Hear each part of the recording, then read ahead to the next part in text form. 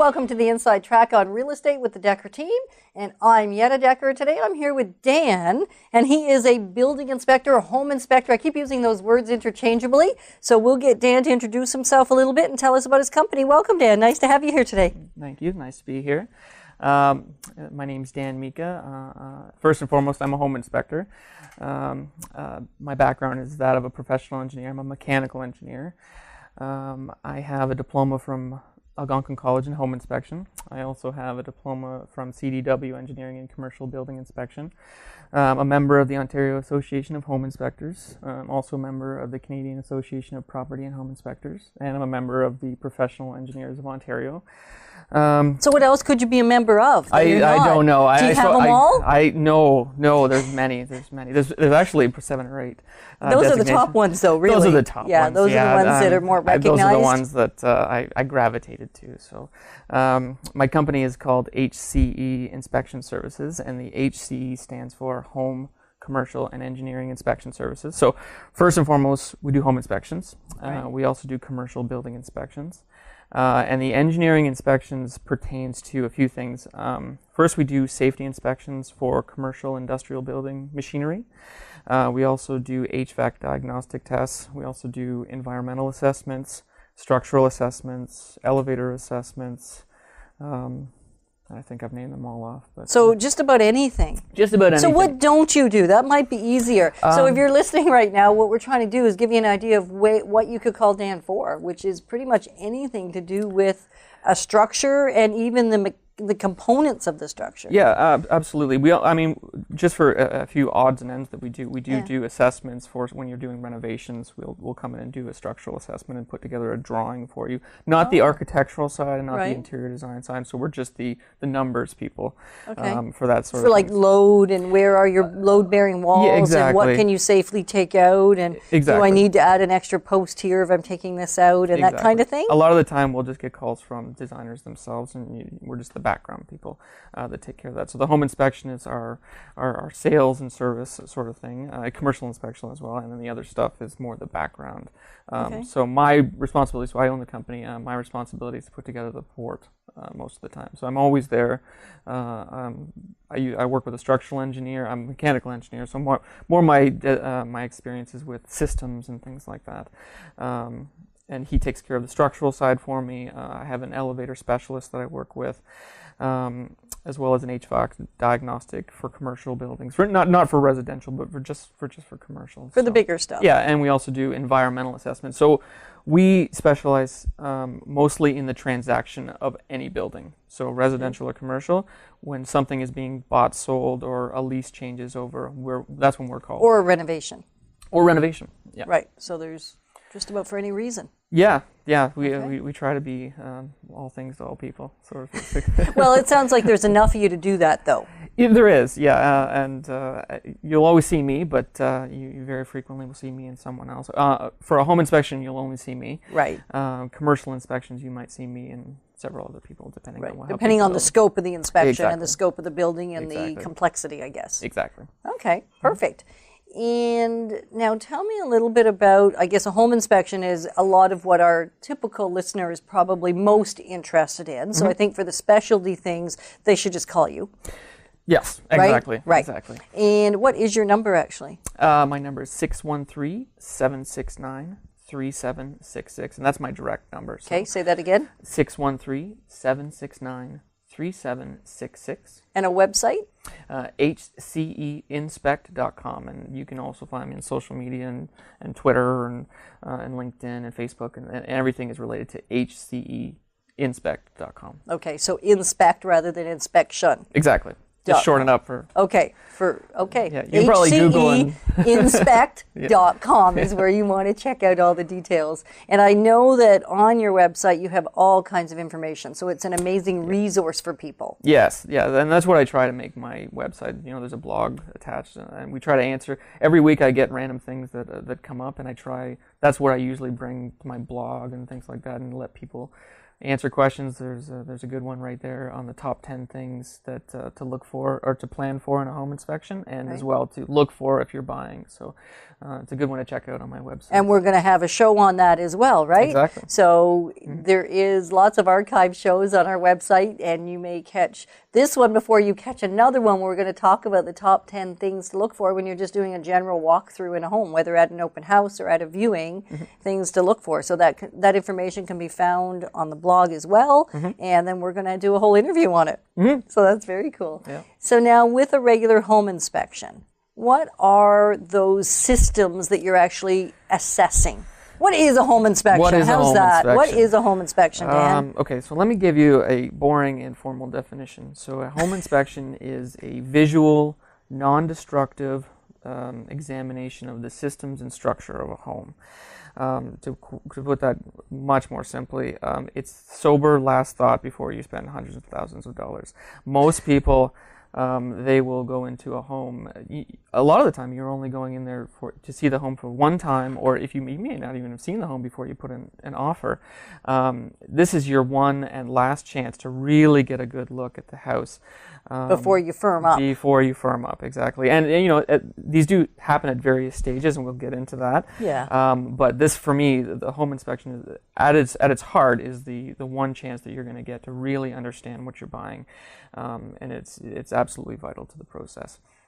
So to give it some more depth, there are 8 systems of a home that the home inspector will look for, and those systems are structure, roofing. Okay, so can we slow down a minute? We'll name all 8. We'll make sure that our listeners get to hear and listen to all 8. So structure, what does that mean? So let's sort of take each one of them and dissect them a little bit so that people have a sense of what does that mean. Yeah, so what we're doing when we're looking at the structure is we're trying to find things that are happening that are causing large problems. We also look for small problems that could develop into large problems. And so one of the things that you'll see is common words you'll hear in a home inspection are bulging, bowing, leaning, sagging roofs, things like that. But you'll also hear, and this is what people get a little bit worried about, are cracks. Cracks in the foundation, cracks in walls, which is funny because it's actually one of the things that are the least important when I do a home inspection, because people see large, ominous cracks, from one end of the house to the other, and a lot of the time it's purely a cosmetic issue. And if you think about it logically, it's very rare do you ever hear about a home falling into the lake, or or the roof collapsing on a home. It does, you hear scary stories and things, and those are the things that really scare people. But it's rare, and a lot of the time, the only comment I will make on a home inspection is typical minor cracks. Fill them for regular maintenance, and just to keep bugs and water and things like that out. So that's what we're looking for, and that's what you'll find. And whether you would have them professionally done or you would do them yourself Exactly. really is dependent on the size of the crack and whether there is water penetration already, whether there's even water near that crack. Because sometimes the cracks are located in such an area that water penetration isn't even a consideration. Yeah, it's rare to find a crack causing water penetration. Foundations are typically, they're porous anyway. So, you will get water even a brand new build home that's only a couple of years old. If you dump water on the foundation long enough, hard enough, it's coming in, isn't it? It's coming in. And water is really all about diverting. It's not, exactly, as you put it, if you put water on any foundation, you're not checking to see how good the foundation is. The foundation's fine; it's holding the house up.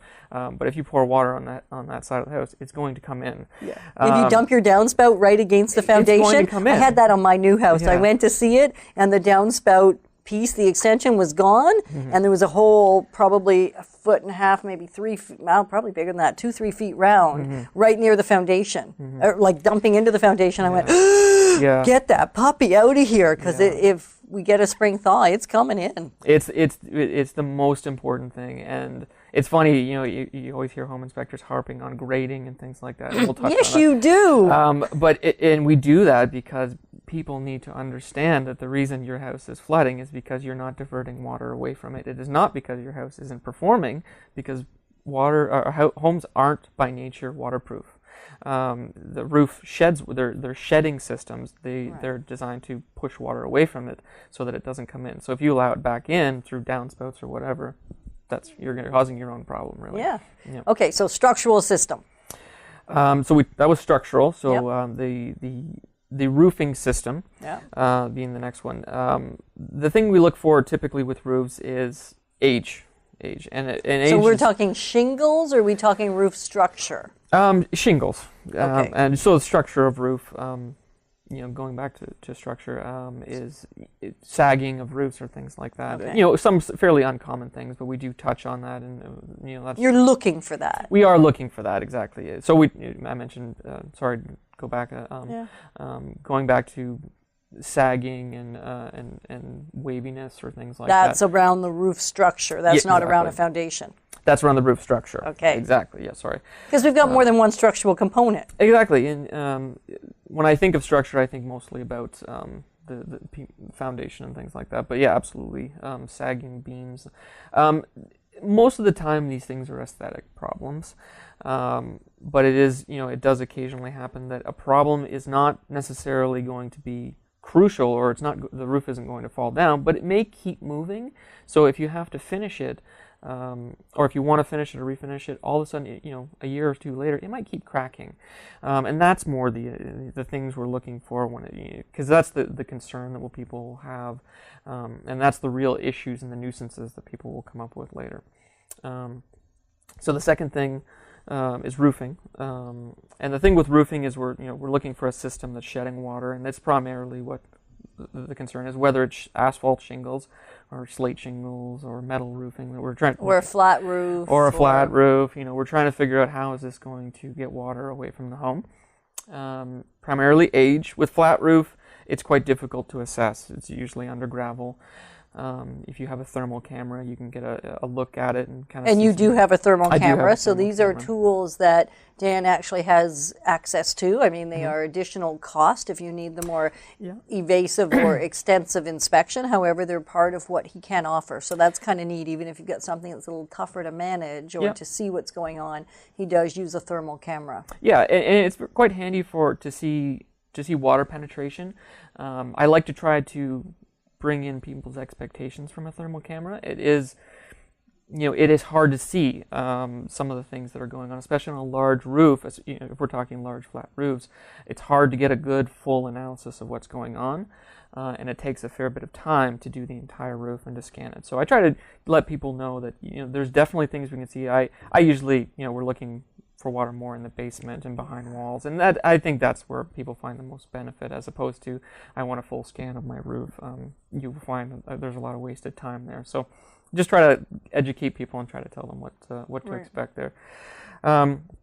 So with roofing, we're looking for age. We're looking for how is the roof performing. It's very obvious to some people how a roof is performing.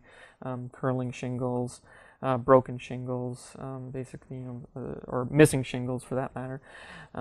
Once you start to see that the roof is near its end, we like to be proactive with roofs because they're the most important part of your home to prevent water from getting in.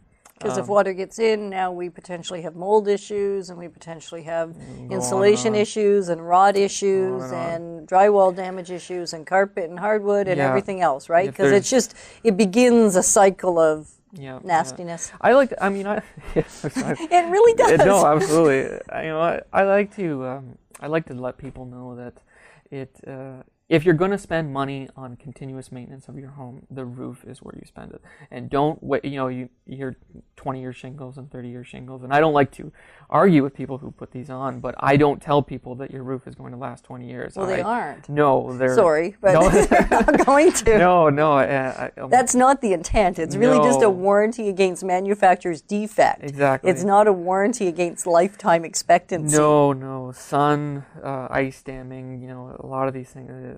There's a lot of things that affect the roof, and if you get 13 years or 15 years out of a roof and say, okay, it isn't curling or it isn't cracking and it's still performing, you've done well. You've done very, very well. So, and that's probably the time to change it because well, except most people don't. We wait a little longer than that. And if you're buying a heavier shingle, they will last longer. I've certainly seen them 18, 19, even 20 years on a 35 or 40-year shingle. Yeah. I don't know that I've seen very many that are 20 that have lasted 25, even if they're 40, supposedly 40-year shingles, right?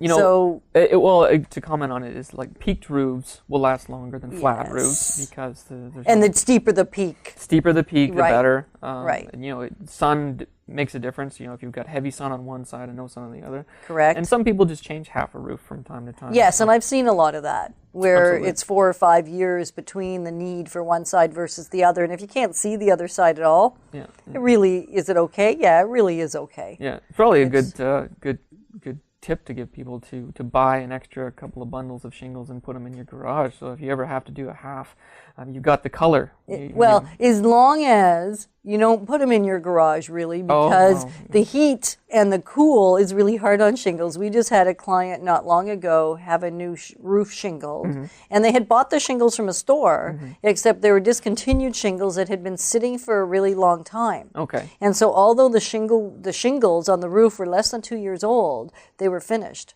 because they had never correctly adhered, because they weren't functional when they were put on the roof. Yeah. So storing shingles for a long time, you actually have to be careful where you store them. Yeah, absolutely. Because they had to put a new roof on. Yep.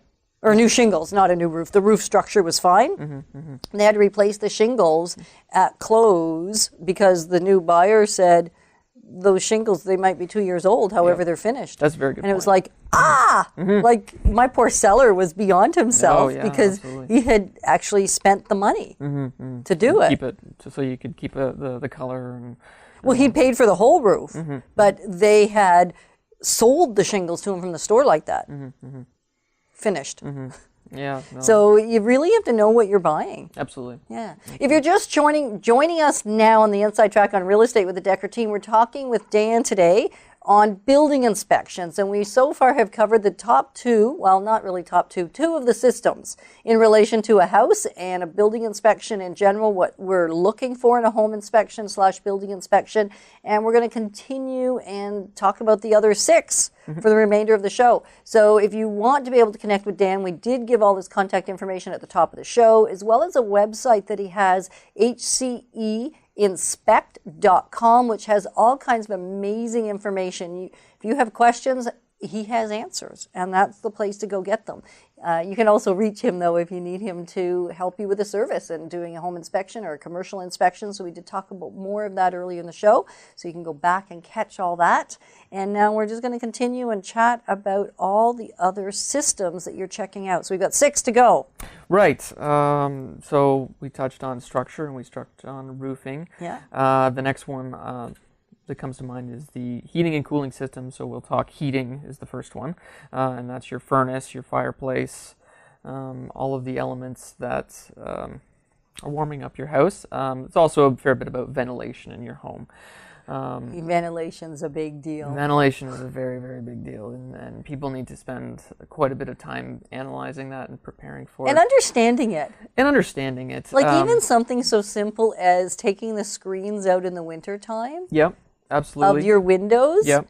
Because if you don't, you will trap mold. You will grow some nice black stuff, at least brown, gray, behind your screens because the water's trapped there. You're not opening your windows. Yeah. And it has nowhere to go. It can't breathe. Yeah.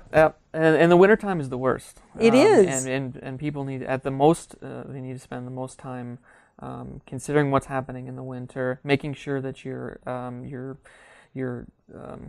dehumidifier is on at the right times of the year, and you know, things like just a standard unit dehumidifier is great to have in the basement. Even in a house that's not terribly damp, because the winter traps moisture and the cold air falls and it's wet. Yeah, you know, you really want to, comfort is important, and you want a little bit of moisture in your home to keep comfortable, but you want to, if you really want to protect your home, you want to keep it on the side of drier rather than moist. Right. You don't want to shock when you walk in and touch the door handle. We don't need it quite that dry. No, and if you're seeing you know, moisture on between the roof or between the ceiling and the walls, and you can see a little bit of staining, you're too moist. You're going too far, and that moisture does penetrate through the wall, especially in cracks and ventilation systems. So you're letting moisture get into the wall, getting onto a cold surface, condensing and then allowing just basically water building up and allowing mold to grow. So talking about heating systems, things we look for other than your fireplace, just your general furnace. We're looking for age, we're looking for its performance. We're listening, we want to run heating systems, or at the very least we want to run venting systems in the hot summer, just to make sure the motors are running properly, no noise, vibration, leaks in the ventilation system that are air leaks are one thing. You're always going to get air leaks, but more importantly, exhaust leaks. You do not want to see exhaust leaks, so we're checking for those sorts of things. I guess cooling is something I'll just touch on. Yeah. We'll kind of bring them together. This is number 5, though. Cooling. So this is number 4. Number 4. We've got heating. We've got cooling, and cooling is like heating. It's we're looking for the age of the air conditioner. How is it performing? Looking for leaks. The most important thing you're going to find with these things are they don't last as long as people want them to last. Furnaces, it's not uncommon for an older furnace to have been in there for 30 or 40 years. No. It still works, and you occasionally repair it. It's terribly inefficient, but it's functional. It's functional, and it's fun. But if you do make the move to a newer furnace, they're not designed to last more than 10 to 15 years. The mechanical nature of it absolutely will last, but you're going to start replacing motors, fans, and things like that within 5 years. Just to give you an example, in my own home, my furnace is 6 years old, and I replaced an induced draft motor already, and the blower motor, and now warranties are great. But those things and servicing furnaces is one of those things that is worthwhile. Absolutely, and I don't say that just to say these things are worthwhile. That is one you want to do. You want to use that yearly plan. There's some great companies out there that I know of that do a good job, and absolutely spend the $100 to $200 to get your heating and your cooling checked on an annual basis. And cooling now, just so that everybody kind of understands this particular aspect of it, in the winter time we cannot, or even the fall and early spring, we can't check an air conditioning unit. The only thing we can really do is have the seller warrant that. Yeah, we put a number on it, so anything under 65 degrees Fahrenheit, roughly 15 degrees Celsius, we don't check the air conditioner. It's just a precaution to make sure we're not blowing anything. And, well, exactly. You'll do more harm than good. Exactly, and when that inspection comes, the most important thing I will say is the age of the air conditioner, and anything that's 10 years old or over is on borrowed time. It's so just know that if it's 25 years old, which I see lots of them are, just know that it's outlived its life expectancy and budget for it. Yep, and really during the showing that should already be assessed. Yeah. Right? We already know that it's more than 10 to 15 year old air conditioning unit. Just know that it's suspect. Yep, exactly. It doesn't mean it won't work. No, it's just suspect, and just don't be freaked out if 3 weeks after you move in it doesn't work. Exactly. It may not. Exactly. Yeah. Last things that there's 4 more elements. We're talking about electrical and plumbing. Right. Electrical, we're looking for things like aluminum wiring, leftover knob and tube. If you actually have knob and tube that's running these days, that you don't It's got to be gone. It's got to be gone, so that doesn't happen anymore. So we're just looking for leftover stuff. Yeah. Aluminum wiring is a bit of a safety concern. Not a problem necessarily. So if you have a home with aluminum wiring, it's not. You don't immediately need to change it. You just need to make sure it's safely installed. Exactly. Okay. So from a plumbing standpoint, we're looking for, leaks. We're looking for things that are installed poorly to cause clogs. Those are the most common things from a plumbing standpoint. And we're looking for older pipes and things of that nature that we're going to go through.